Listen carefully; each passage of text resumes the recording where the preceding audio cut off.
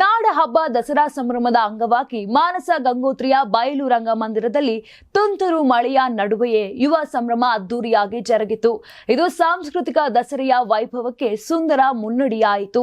ಯುವ ಸಮುದಾಯದಿಂದ ಕಂಗೊಳಿಸಿದ್ದ ವೇದಿಕೆಗೆ ಚಲನಚಿತ್ರ ನಟರು ಯುವ ರಾಜ್ಕುಮಾರ್ ಮತ್ತು ಅಮೃತ ಅಯ್ಯಂಗರ್ ಕಾಲಿಟ್ಟ ಕ್ಷಣದಲ್ಲಿ ಶಿಳ್ಳೆ ಚಪ್ಪಾಳೆಗಳ ಘೋಷಣೆ ಮುಗಿಲು ಮುಟ್ಟಿತ್ತು.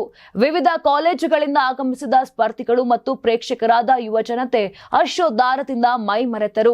ಬ್ಯಾಂಗಲ್ ಬಂಗಾರಿ ಹಾಡಿಗೆ ಇಬ್ಬರು ನೀಡಿದ ನೃತ್ಯ ಪ್ರದರ್ಶನವೇ ಆ ಕ್ಷಣದ ಸಂಚಲನ. ಮಳೆಯ ಸಿಂಚನದಲ್ಲೇ ಯುವಕರ ಕುಣಿತವು ಉತ್ಸಾಹವೂ ಹೆಚ್ಚಾಯಿತು. ಶಾಲಾ ಕಾಲೇಜು ದಿನಗಳಲ್ಲಿ ಇದೇ ಬಯಲು ರಂಗಮಂದಿರದಲ್ಲಿ ಕಾಲಿಗೆ ಗೆಜ್ಜೆ ಕಟ್ಟಿಕೊಂಡು ನೃತ್ಯ ಮಾಡಿದ್ದೆ. ಇಂದು ಇದೇ ವೇದಿಕೆಯಲ್ಲಿ ನಿಮ್ಮ ಮುಂದೆ ಮಾತನಾಡುತ್ತಿರುವುದು ನನಗೆ ಅಪೂರ್ವ ಕ್ಷಣ ಅಂತ ಅಮೃತ ಅಯ್ಯಂಗರ್ ಹೇಳಿದ್ರು.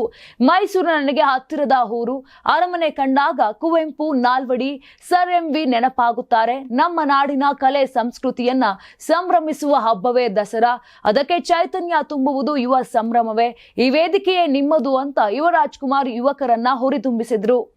ನೀವು ಸಣ್ಣ ಆಗ್ಬೇಕಲ್ವಾ? ಅದು ಒಂದು ಉತ್ತಮ ಆಹಾರದಿಂದ ಸಣ್ಣ ಆಗ್ಬೇಕಲ್ವಾ? ಪ್ರತಿದಿನ ನಮ್ಮ ಜೀನಿ ಸ್ಲಿಮ್ ನ ಯೂಸ್ ಮಾಡಿ ಯಾವುದೇ ಸೈಡ್ ಎಫೆಕ್ಟ್ ಇಲ್ದಂಗೆ ನೀವು ಸಣ್ಣ ಆಗ್ತೀರಾ.